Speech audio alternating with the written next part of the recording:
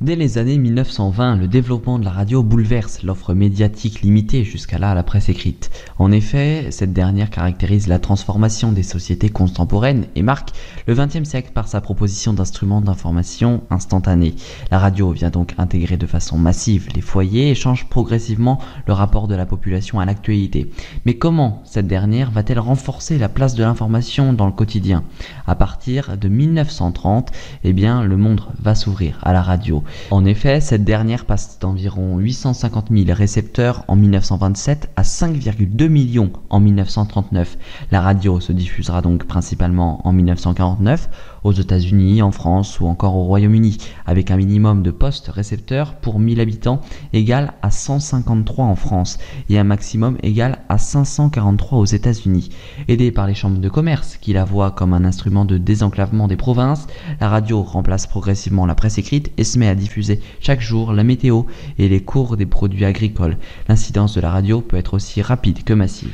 Une crise presque sans précédent s'est abattue sur le monde. J'en avais prévu et prédit l'avènement dès le mois d'août 1924, lorsque, parlant au Mans, j'indiquai que l'heure était venue de la grande pénitence économique et financière. Ce furent mes propres termes. En 1934, sous la 4e République, la radio va par exemple pouvoir informer la France des actions de l'extrême droite à Paris. Elle permettra également au président Roosevelt de s'adresser au foyer américain en 1938 pour expliquer ses choix et actions politiques.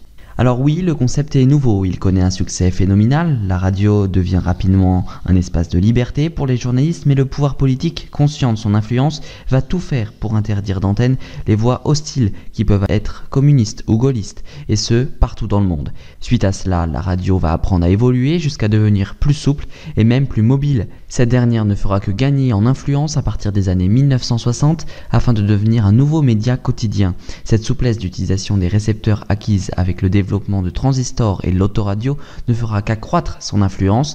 Aujourd'hui encore, la radio prouve son pouvoir et son attractivité sur les sociétés du XXIe siècle. Alors remontons un petit peu dans le temps, c'est le 5 novembre 1898 que Eugène Ducretet fait une démonstration publique de la transmission par télégraphie sans fil entre la Tour Eiffel et le Panthéon à Paris. À la suite des travaux de l'américain Lydos Forrest en 1906, on passe de la télégraphie sans fil à la téléphonie sans fil. Afin d'éviter la destruction de la Tour Eiffel, Gustave Eiffel propose en 1903 les services de sa tour médiatique à Gustave Ferrier, pionnier de la télégraphie sans fil, qui espère convaincre l'armée de la pertinence du développement de la radio. Et l'épopée radiophonique est créée avec la période d'entre-deux-guerres. On décide de créer des radios d'État tout en laissant se développer des radios privées.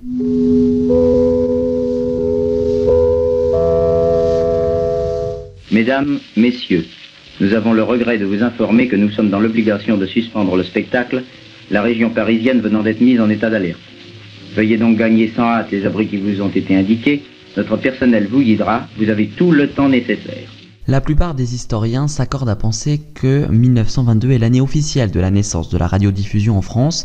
En effet, c'est en 1922 que la radio est née en tant que média.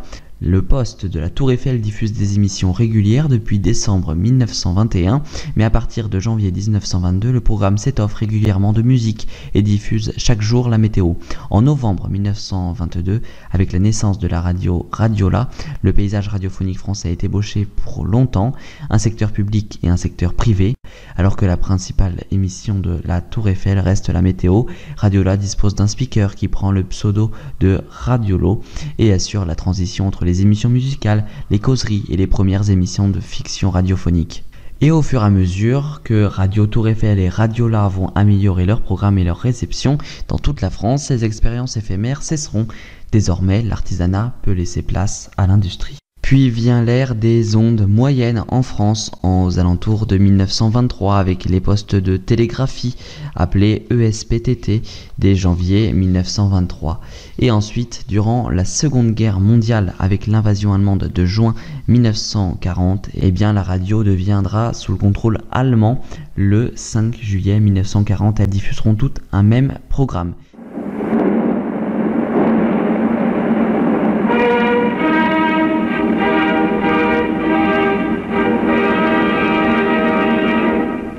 angeschlossen sind die Sender des Protektorats Böhmen und Mähren, die Sender des Generalgouvernements, die Sender Brüssel II. Le haut commandement de l'armée nous fait savoir, à l'instant, vient d'avoir lieu l'entrée des troupes allemandes victorieuses dans Paris. Pendant la résistance également, des messages politiques seront envoyés sur les radios. Alors durant ces périodes historiques, la radio a permis à la France de rester informée instantanément des conflits militaires, de la culture ainsi que de la météo. Cela fut aussi un moyen de communication et de divertissement permettant aux Français de ne pas uniquement penser aux mauvaises choses telles que la guerre. Cependant, ces actions ne se limitent pas seulement à la France, mais bien au-delà des frontières.